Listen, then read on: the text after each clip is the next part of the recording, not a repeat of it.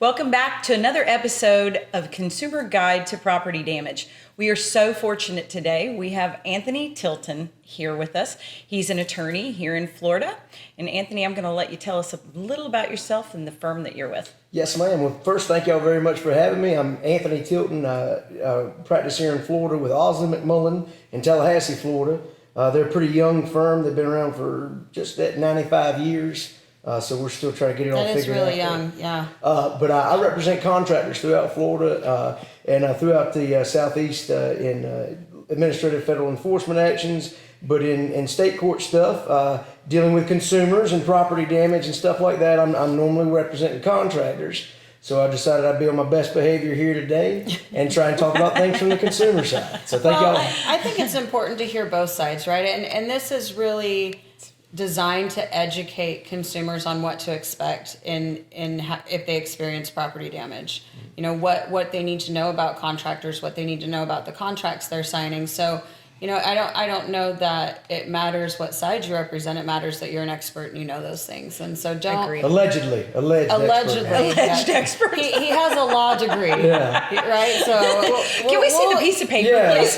They were just throwing them out. You keep your window down and they just throw them in the truck. If you drive slow enough, ma'am. you get one. Yes, ma'am. In all seriousness, I am extremely interested in you telling us a little about some of the things that you encounter with your clients. I mean, you obviously said that you represent contractors in some format. You sometimes represent contractors maybe and policyholders that are in conflict or dispute. So tell us a little bit about what that looks like. So some of the most important, you always start with the contract. The contract is the most important thing in my line of work. And I will say, one of the things that not only from the contractor side, but also the consumers, is that they're not aware sometimes what sort of items they need in their contract. And when we're talking about roofers and we're talking about property insurance, one of the most important things in any state in the union, now I can't say that about everything I'm going to talk about today, but any state in the union is going to have carve-outs for home solicitation sales, okay? And that's, and a lot of folks, both consumers and contractors, don't really know about the specific requirements for home solicitation sales. And the biggest thing is cancellation rights. The right of rescission. Absolutely. Yes. And I won't sit here and pretend to know what it is in fact. Well, I know like in Utah, for example, like we have a right of rescission clause in our contract, but homeowners can waive the right to rescission. Okay. Mm-hmm. In Utah, I know that that's not anywhere. You may not in this state. Yeah. Yes, In ma'am. Georgia, you cannot. Okay, And you can in Utah in order to start a project quicker, but they have to read it and they have to initial that section specifically stating that they understand that they're waiving that right. And we have an emergency carve out here in Florida now, and I think Alabama and Georgia may as well, if the work is needed on an emergency Imminent. basis today. But you're right, they have to sign off on it. And so, I mean, home solicitation sales is something that comes up just all the time. And I guess if I were speaking to a consumer, a homeowner, if I was working on the other side, I would say you need to absolutely make sure that's something that's in your contract. And the statutes are pretty dadgum clear. Notice of cancellation, 14-point font, and they need to understand what is a home solicitation sale. And it's as simple as the seller has arrived to you.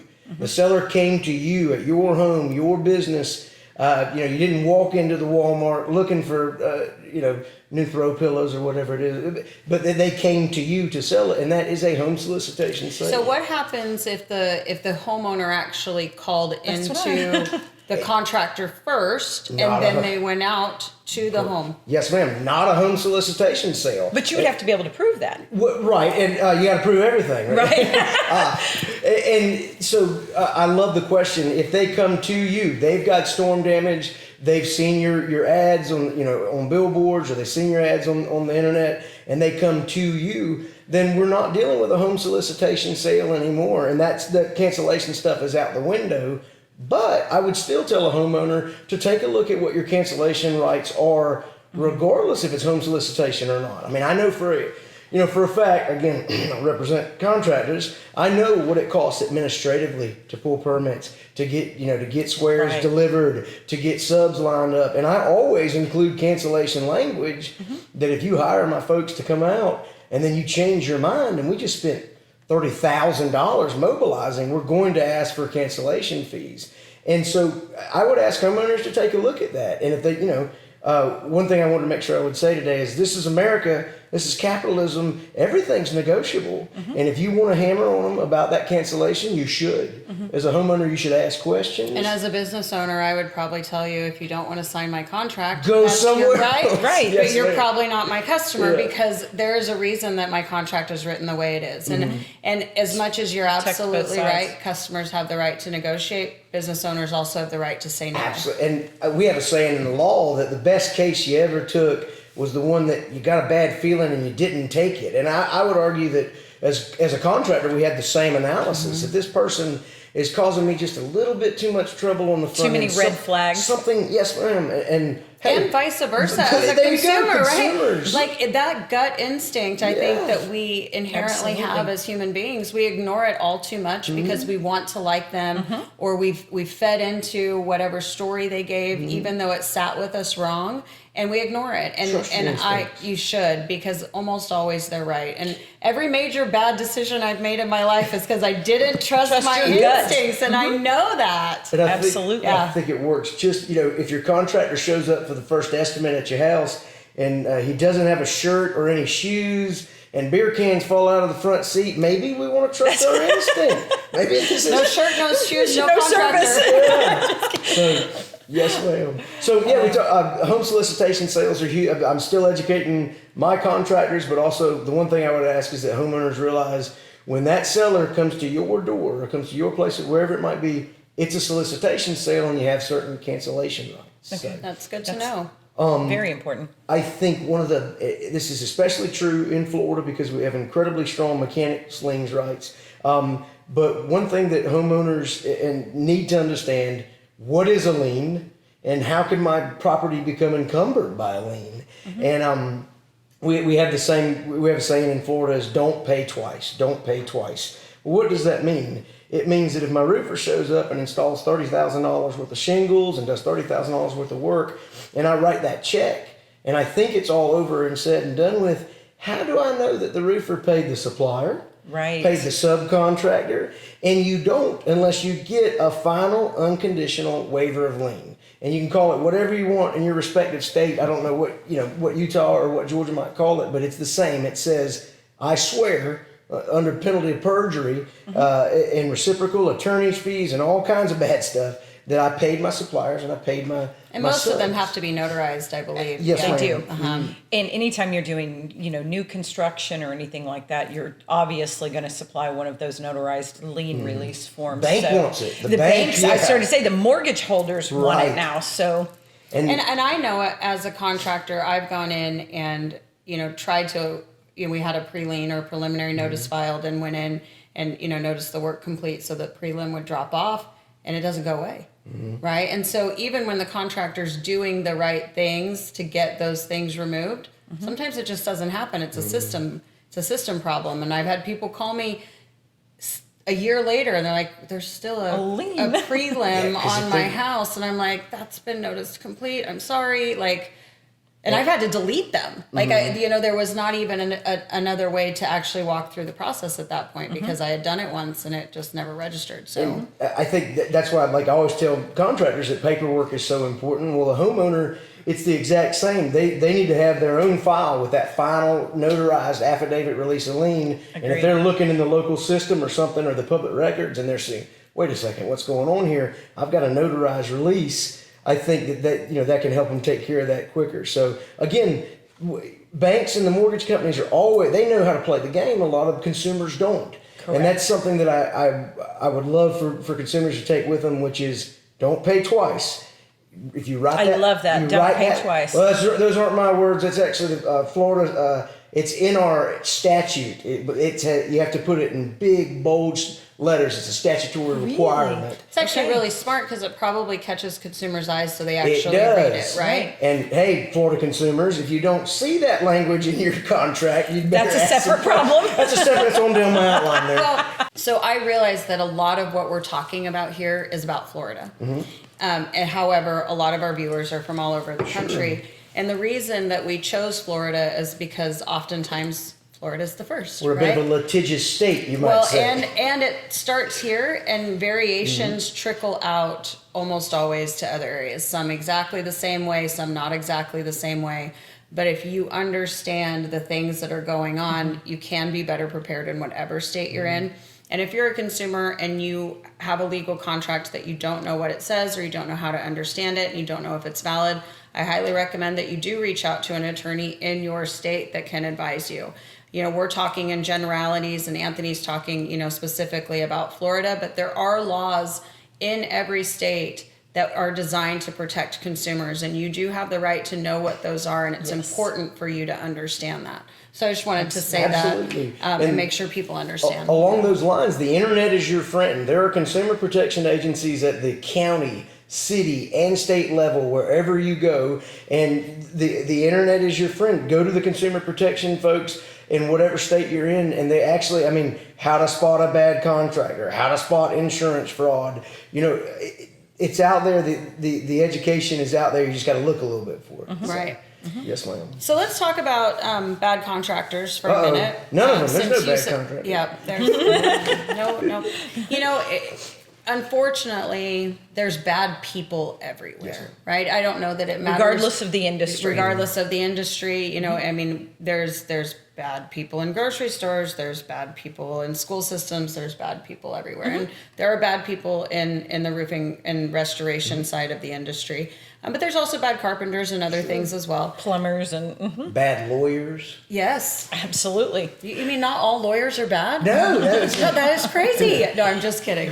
But I think it's important for people to understand that they have the obligation to vet their contractor, right? They need to understand that they have certain rights, and there are certain questions that consumers should ask a contractor prior to choosing them and prior to signing the contract. Right? Don't do your vetting after you sign the contract. Do it before. And if you have a contractor that isn't willing to allow you the time to do that or provide you with the information that you're asking for, That should be a red flag. that's that gut instinct Yes, thing. ma'am. That's a no-go, right? That's so right. what are some things as an attorney that you would recommend from a homeowner? I mean, I could say from a contractor standpoint, but from an attorney standpoint, that homeowners should do to protect themselves from liability? Yes, ma'am. So one of the things, and we have laws about it here in Florida, and you're going to see them throughout this, it's deceptive and unfair trade and high pressure tactics. And the best way, no offense to any used car salesmen out there out in the world, but the best way to describe it is the old joke that you're on the lot and you just can't get away. What can I do today to put you in this yellow Chevrolet? What can I? And you just can't get away. You can't get them to take a breath. And look, I'm not saying that all my contractors are going to do that, but if you, as a homeowner, as a consumer, feel like there is nothing on God's green earth that's going to get this person out of your house until you sign that document, you need to stop. You need to take a breath. And one of my favorite things to do, I don't know if y'all remember when they used to sell magazines door to door and all. I do. I can't pass on National Geographic. Somebody comes to the door. And there was always kids too, and they were so cute. Yes. So look, here's the thing. These cute kids try to sell me a National Geographic. Stop. Can I contact you later? Do you have a card where I can contact you? It's 2022. You've got LinkedIn, Twitter, Face. You're on there. I can get in touch with you at any time. I don't have to do this right now. Stop and take a break. Take a breath. Yeah. And that's really, that doesn't have anything to do with legal. It has to do with your gut instinct. Yep. So jumping into legal stuff, you need to ask questions. I don't care what state you're in, you need to ask them about their insurance, okay? I bet they've got a big old pretty truck that says licensed and insured, right? What the hell does that And mean? hopefully it doesn't say insurance claim expert. It better not in Florida. Well, it better not in most states. And we'll talk about that just in a minute here. But You see it all the time. If you're licensed and insured, what is your license? What are you licensed to do? Are you insured? What are the policy limits? I mean, these are not out of bounds questions, y'all. They're actually very important questions. If a general What happens if a contractor's not insured properly and somebody gets hurt on your property? in this state, they go to jail and need another lawyer, not me. They're going to hire somebody else. So, for example, workers' compensation, for example, if you were to have no comp whatsoever or the appropriate exemptions and you've got folks working for you, I mean, the penalties are astronomical. As well as if there's felonious and willful intent, it can be very, very serious. But what does that do for a homeowner is what I mean. Like, where's that Gotcha. liability happen So- if you don't ask and your contractor is Premises insured? liability. Absolutely, Okay. premises How much time liability. have y'all got? So, for a really good example would be this: under the work comp umbrella in Florida and many states, there's an immunity, there's a protection. That contractor that you hired has a workers' comp policy up to X amount of dollars to protect and pay for the people who might be hurt on the job. If it's not there, you can bet your bottom dollar that the plaintiff's attorneys are going to go after any contractor on the site, the supplier, as well as the homeowner. They're going to come after the homeowner. So they can even go after the supplier. They're going to sue everybody they can shake a stick at. But the issue is there's no coverage. There was no coverage. There was no certificate of insurance because the homeowner didn't ask. And now I can guarantee you that the plaintiff's attorney is going to find a way to make a premises liability claim. So it's almost like they accepted responsibility by not asking to see the certificate. From if I was the plaintiff's lawyer, that's exactly what I would argue. But I think, I'm not saying it makes them automatically liable in any scenario. That'll be for the judge Just to determine. But I think that Makes them vulnerable. it sure does, absolutely. It's a worry they don't need. And remember that spider sense that needs to go off. If you asked that contractor about their insurance and they said, don't you worry about that, you just sign here, your red flags need to be going off. If they're not willing to show you a copy of their certificate of insurance, Absolutely. hell, ask for the policy. Absolutely. I want to see the policy limits. And if they're not willing to do that, this is America. I don't know if I said this earlier. It's a capital. Go out there and hire somebody else who will. Absolutely. So yeah. You talked about an exemption earlier, and I know what that means. But what would that mean for a consumer if the contractor gave them a workman's comp exemption? So a workman's comp exemption in this state, and likely most states, is going to be this. It's, I don't have any employees. I'm a great Correct, yeah. roofing contractor. One-man guy. I'm a great contractor. I've got trucks, I've got tools, I've got material, and I have know-how, but I don't have employees because I sub out 99.9% of my work, which is okay. But if I work, I'm just not covered. It doesn't correct. mean that contractor themselves cannot work on your project. It just means they've waived their rights to workman's comp insurance. Absolutely. Okay. And the one thing you need to start asking about then is, okay, so what subcontractors are going to be performing my install? What subcontractors are going to be doing the fascia? What subcontractors are going to be doing the siding, this and that? And again, use your instinct. If they don't, you worry about all that. We don't give that information out. That's great. I'm going to go find someone else. I know one of the states that I work in, for instance, when it comes to workers' comp, that state doesn't even offer. It's not even a one-man show, a single owner, no employees. He maybe is a painter and does the work himself.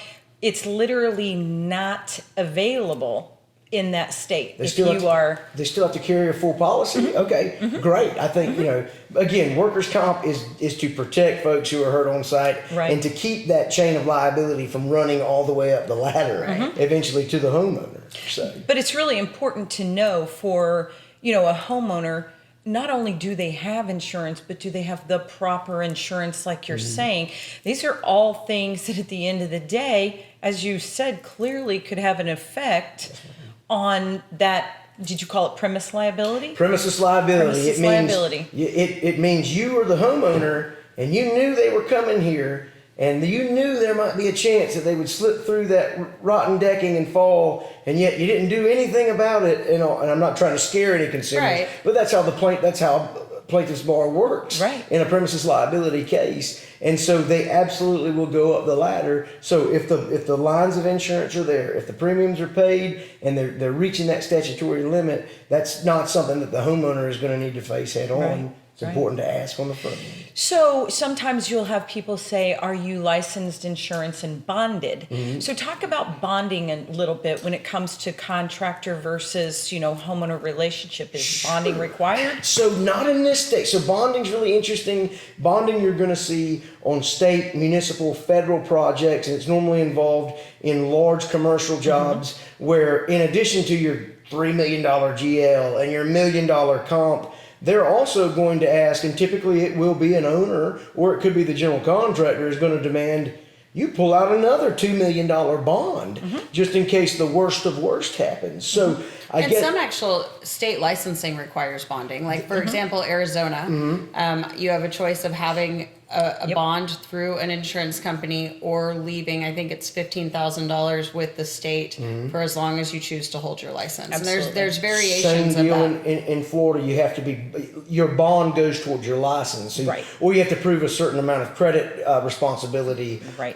Florida, we actually have a consumer fund, which is, there's not a ton of cash in it, but it does do some good when a real bad apple, none of my clients, but a real bad apple may do something. There's a consumer protection fund that they will try to get them reimbursed. That's where all that cash goes, licensing fees, bonding fees. Okay. A lot of states do the same thing. So That's good to know. bonding from a pure residential standpoint, licensed, bonded, and insured, I would say in my state it means I got my license, I paid my bond, and I'm paying my premiums on my insurance, and it's out. And you hope that it's true. And you better, ask right. to Just prove it. because it's not, just because it's written Yeah. on the truck doesn't always Yes, mean that ma'am. it's true, right? Absolutely. Yeah, ask for the Absolutely. documents to prove it. How many contractors hire subcontractors and ask for a certificate of insurance but never actually check to see if they pay their premiums? Happens Or all if the it's time. expired. Or if it's expired. Yes, ma'am. Happens all the time. I know it happened in my area just recently.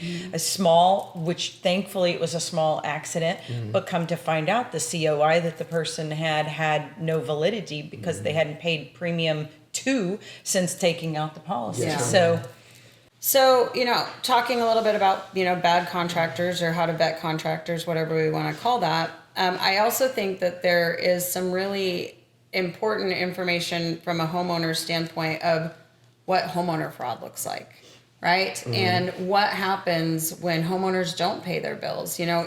If you look at Florida, you've got this controversy between an assignment of benefits and direction to pay and, just having a contract with somebody. And I know that when I was doing insurance proceeds work, there was always that fear if my name wasn't on the check that the consumer and my roof was done or we had completed the project, that the consumer wasn't going to pay us. Right? 'Cause consumer was having a big, nice Christmas that year. yeah, New Escalade in the front yard.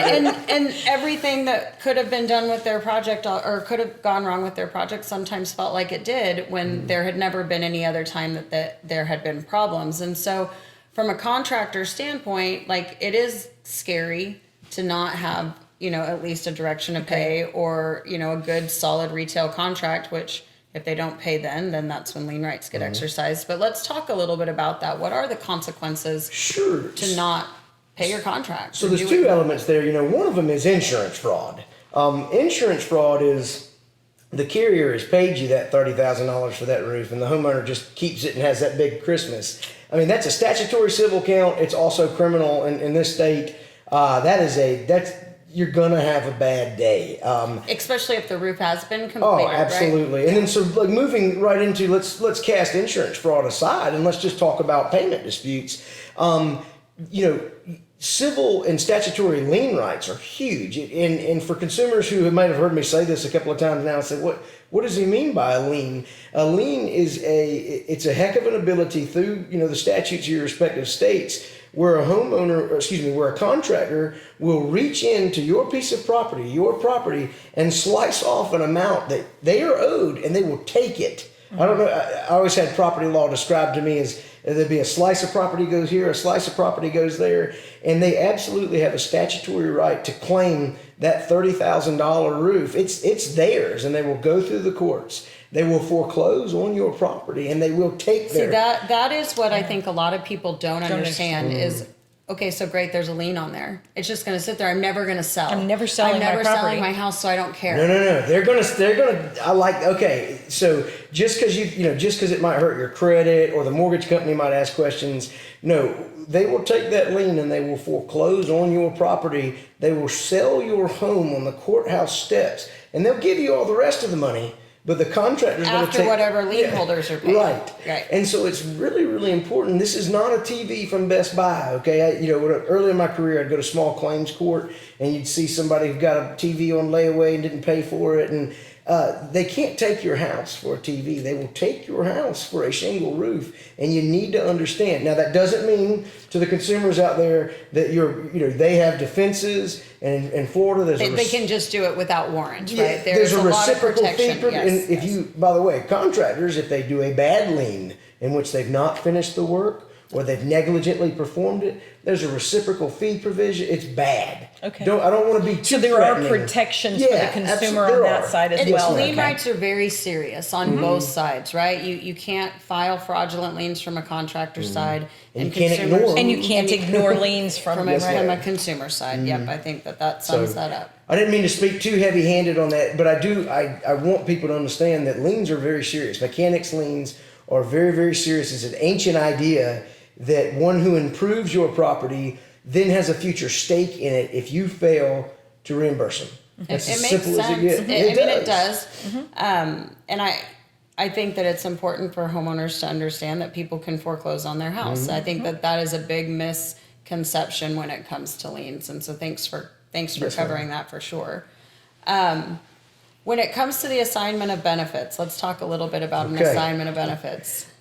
So, assignment of benefits in Florida has been the subject of legislation pretty much every year for the last 5 years. And I do want to speak with a word of warning here. That's not what I do for a living on the Yep. on the homeowner side of things. But it is a contract. It's So absolutely from a contract standpoint, So an assignment of benefits essentially is where you, the homeowner, will sign away and allow the contractor to step into your shoes. I think that's probably how y'all have heard it said before, is that they may step into the homeowner's shoes and receive all the rights and benefits and privileges that the homeowner would be entitled to under the property claim in exchange for doing the work. Doing the work. And we had some runaway stuff here in Florida because of the lawyers. But there was some very, very strong advantageous reasons to get involved in property claim disputes because of the fees that were being built in to go after, homeowner insurance companies. That's not the case anymore. The fees are now reciprocal, and in fact, the fees can start stacking up against the contractors and their lawyers who make those sorts of claims. So my understanding is we've taken it down a notch, but the assignment of benefit is still a very real thing in Florida. Certain states don't allow them. Florida still will allow them if they meet a whole number of very, very specific items. Some states, the property insurer can actually write in and say, nope, not going to allow assignment, and that's okay. Their Supreme Courts have said okay. In Florida, the policy's got to be written the perfect way in order to say no assignments allowed whatsoever. And also the contract has got to have all these cancellation provisions, everything built in. There's a 14-day notice that they've got to get out when an assignment of benefit is out. So they've cleaned it up a lot. I don't know how it is in the rest of the states, but it certainly has, the legislation has attempted to sort of slow down the litigious nature of the assignment of benefit game, if that makes any sense. no, it It does. does. It makes perfect sense. I mean, I think that for contractors that are still, choosing to use the model where, hey, I'm going to take care of everything for you. You don't have to worry about it. Hopefully just pay your deductible. You need to pay your deductible. But other than that, I do understand why an assignment is important because there are laws out there that prohibit contractors without an assignment from negotiating on behalf of and or really, honestly, for the most part, speaking to the insurance company in a lot of capacities, advocating for the consumer in a claim without Right. having something. So I do understand why an assignment is important. It just needs to be utilized the right way. Yes, ma'am. And consumers need to understand what that looks like. They need to understand what right they're really giving away or what power or control they're kind of giving away with signing that. And if they're okay with that, if that is their intent in the first place, certainly it's probably the right option for them. And so you bring up a great point about, and sort of moving into sort of the second part of our conversation a little bit, if that's okay, Yeah. about sort of legislation that we're seeing in this state and that a lot of other states are following with regard to how a contractor, a roofing contractor, can behave with regards to the claims process, the negotiation of a claim. So I will jump right into that. So we have new laws on the books here. Actually, they came in last year, and there was a constitutional challenge, which the statute has cleaned it up a little bit. But in Florida, in Georgia, in Alabama, here, let me look at my notes here. You absolutely, as a roofing contractor, may not hold yourself out as a public adjuster seeking to advocate negotiate or settle a claim. Absolutely. Why is that important to consumers? Is if a roofing contractor shows up and says, don't you worry about a thing. You head on back inside. I'm going to handle this claim. I'm going to call the carrier. I'm going to get it all paid for and get you this free roof. Don't you worry about it. Your spider sense needs to be going off because Absolutely. I'm telling you that's illegal in Florida now. It's a misdemeanor and can be a felony on repeat offenses. Roofers are experts in roofing. Roofers are not experts. Stay in Stay your lane. Yes, ma'am. Yeah, I get a lot of heat, nationally by various contractors because I'm a huge advocate of this, and I'm a huge advocate of it for different reasons. The biggest one is we have consumers that pay hundreds of thousands of dollars for policies they don't know anything about. Legislation gets passed that negatively or adversely affects, and we're all consumers, so it gets passed and consumers don't know any better. And they're not understanding how people are voting, that they're voting into office. And it doesn't get fixed with us in the middle of the claim process as a Agreed. restoration Yes, contractor. ma'am. I totally So agree. until we remove ourselves completely and support as a contractor by providing documentation that's required, providing an explanation to the homeowner as far as what work is going to be performed, why codes are required, why permitting is required, and do things the way a roofing contractor should do things, and allow the consumer who is in contract with the carrier without an assignment, right? That contract is a direct relationship, advocate for their own claim and their own indemnification. Call your carrier. Ask those questions. I mean, these folks are, I understand, and by the way, it's easy for me to sit here and say as an attorney that, I understand all of this and all. I also am a homeowner. I also don't know what in the heck that 300-page policy I've got for my house says. And it may be a little bit daunting when you've got some damage to your roof and you've got this guy or gal who showed up and is neatly dressed and says, sign here, we'll take care of everything, don't you worry about it. But stop, take a deep breath, and ask some questions. And you'll be surprised, call your carrier, ask these questions, understand the claims process. Don't be afraid, and this is something I stress when I talk, is don't be afraid to use your roofer to be an expert at roofing.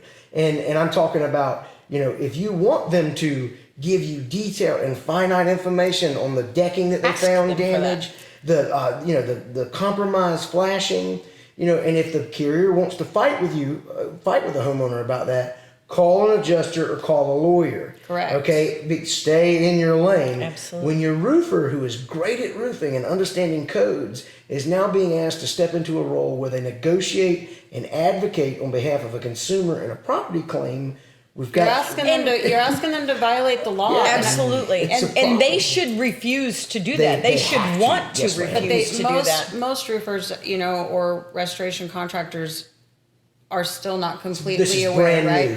This Anthony, is when brand when new. we sat on that panel in Georgia, You remember I went, right? And we looked out in the parking lot and there were a lot of vehicles that had insurance expert, claim expert, all of these things. And I was really taken back because I guess I'm very blessed to have the knowledge that I have. And it came up during the panel discussion as far as, you can't have those things on your website. You can't have those things on your vehicle. You're roofing experts, and that's what you have to focus on. You can be a damage identification expert, right? Because Sure. that is exactly our job. Absolutely. Is it broke? What's it going to take to fix it? And how what's much the does cost? How much Yes, does it ma'am. cost? That's our job.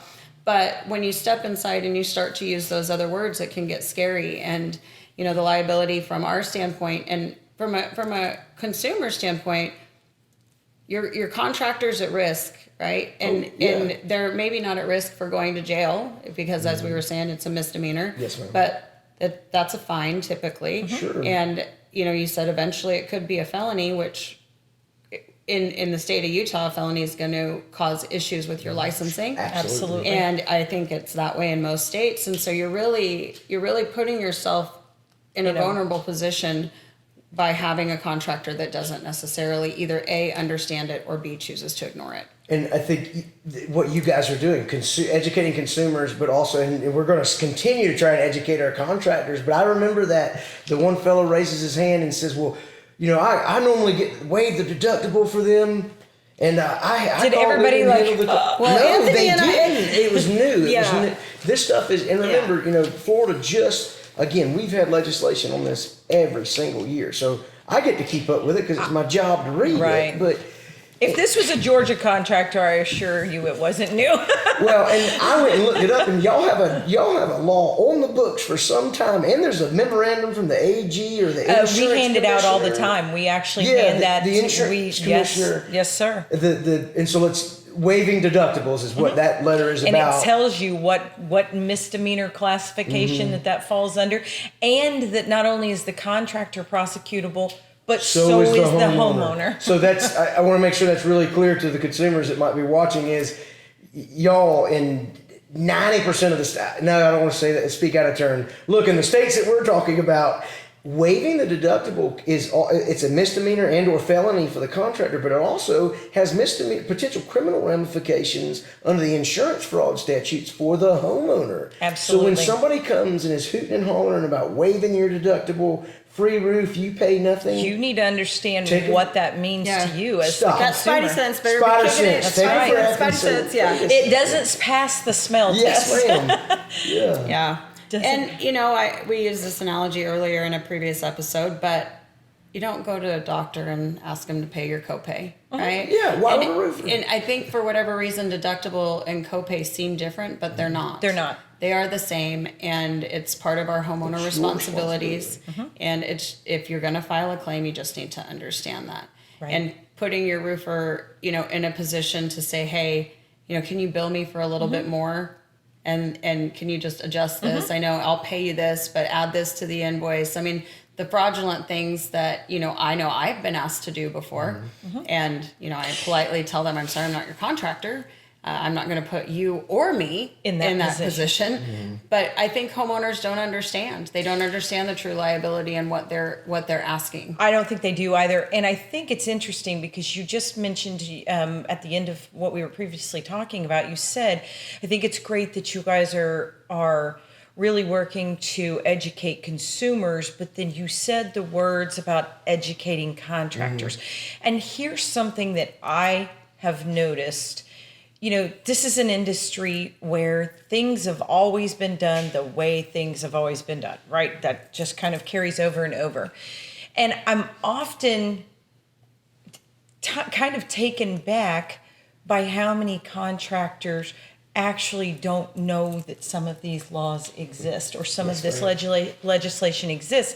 I'm really surprised, and they may be very good at what they do. They may, they may do great plumbing or great framing or put on a great roof, but at the end of the day, they don't know that some of these things exist, and so they don't even know how vulnerable that they really are. Yeah. No, We're I not agree. talking about little things. We're No, talking about big huge things. issues, which is why we do go and talk to contractors, and we all, and we do get some wide-eyed looks sometimes. They're like, wait, what? I've never I've been heard in that. business since 1974. I went, well, this has been illegal for some time. So I don't know what to tell you. 75. Yeah, I don't know what to tell you. Oh, well, I don't know. What else is there that we have to go over? I think we've covered quite a lot of things tonight. Is there anything else that you wanted to mention, Anthony? You have so much great information. Tell us what we missed. All right. here. Well, I made my outline in the truck on the way down here this morning. Perfect.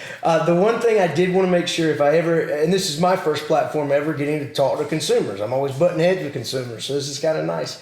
The one thing that I would add is understand extras. Understand extras in your contracts.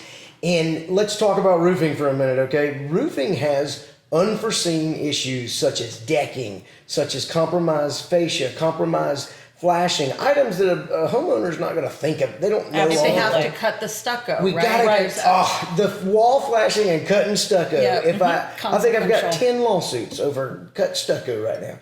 And so the one thing I would ask a consumer to do is to ask questions. I think I've said that about 1,000 times, but understand what extras are.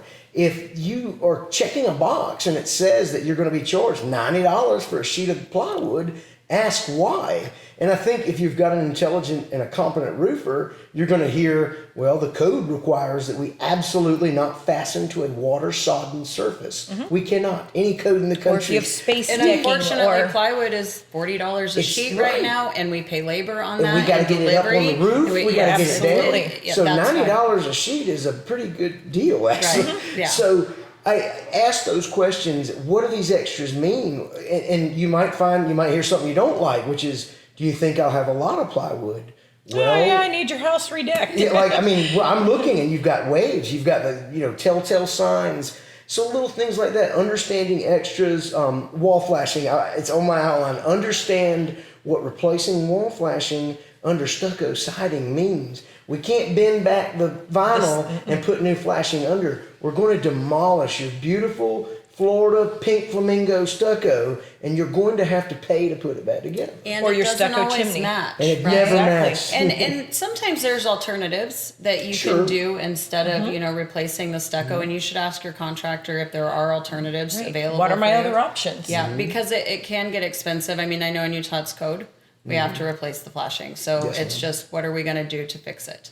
And then understanding reuse flashing, something that we have built into our code is, and I don't know how you guys, some folks have 100% policy to take flashing down, put it in a dumpster and put back. It's very subjective in most It is states. subjective. And I mean, I've got some really good contractors who can look and analyze wall flashing and say, this will last another 30 years. There's no reason.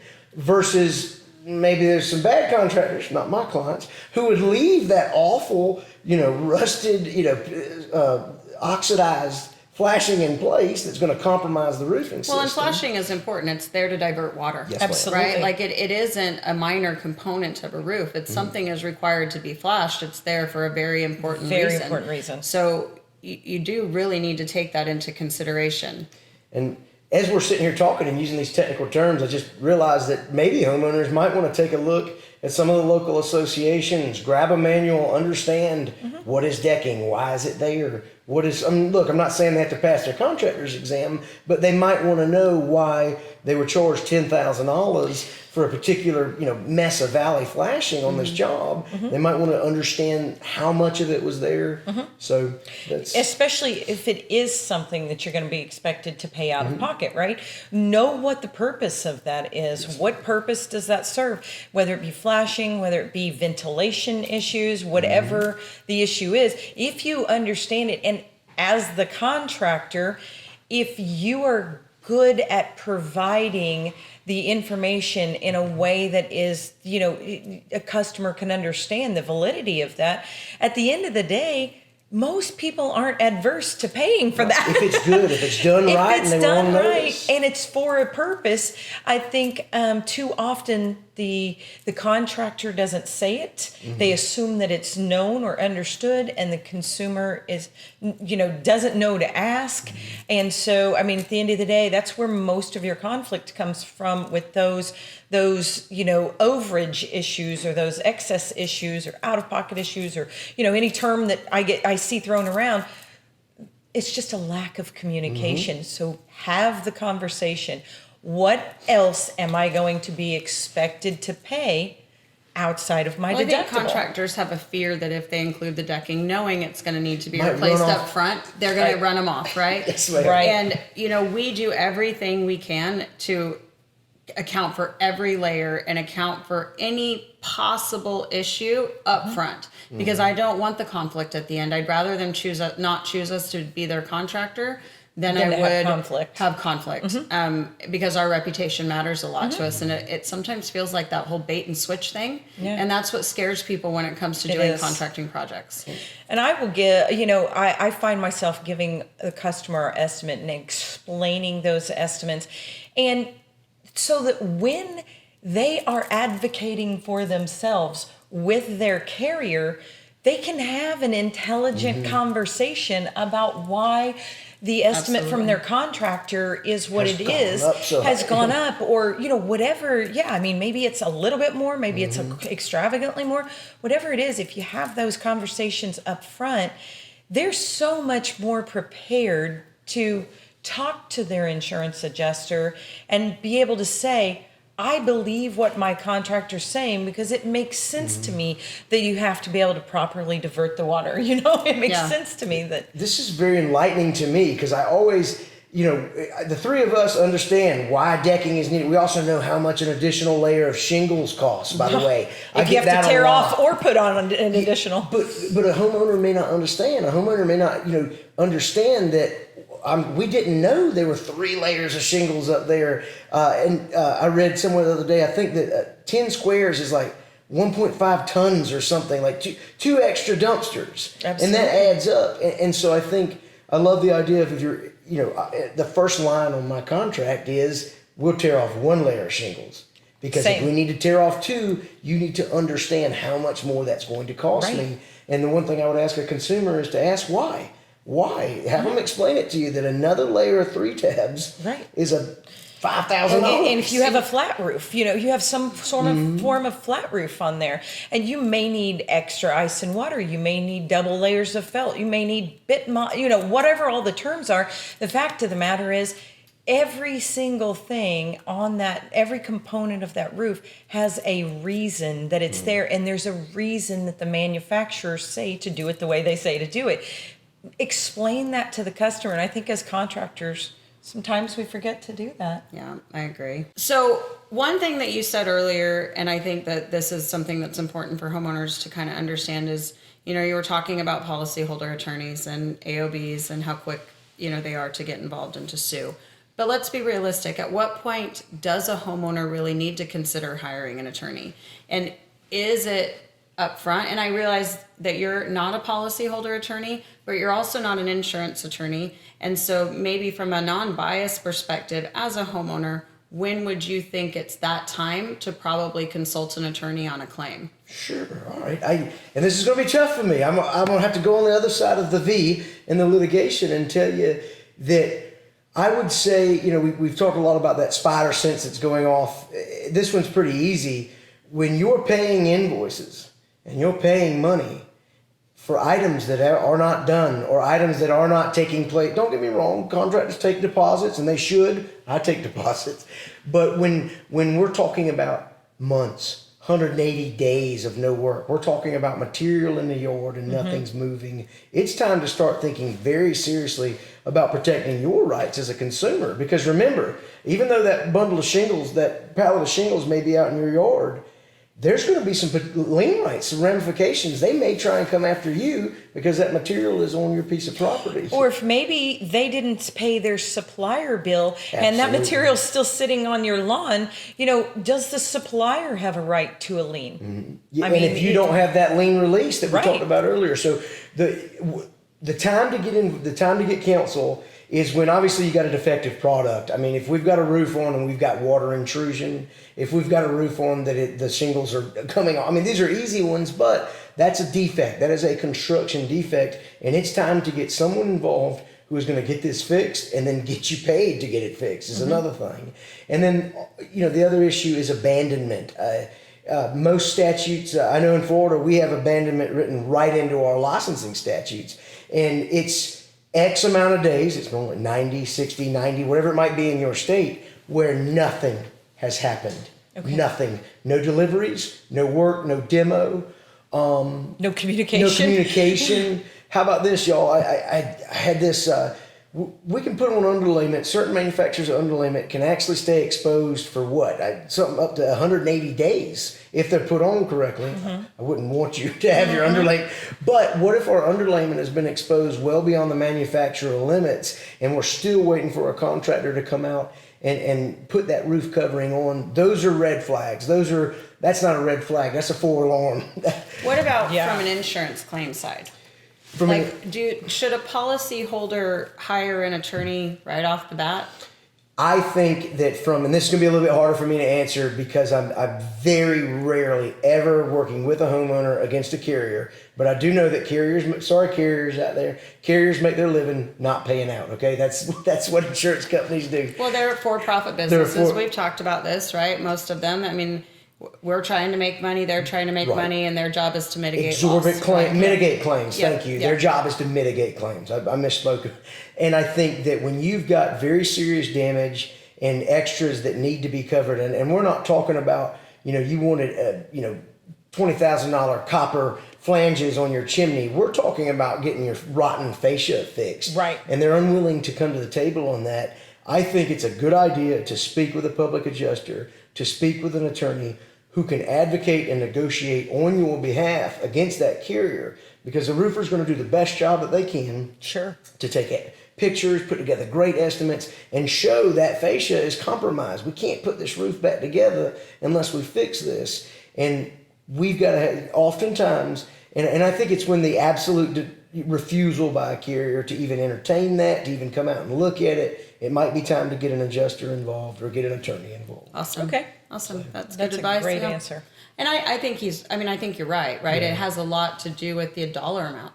If it's not going to be a very expensive project, it might be easier to navigate. And, once you're going to be up over $100,000, or it might be a little bit more challenging, and it might make sense to have somebody there that can advocate with you. Absolutely. And insurance lawyers often talk about like for like. So for one thing I have seen is, I've got a $2,000 skylight that was there and it's busted, and they're going to put a $2,000 one back.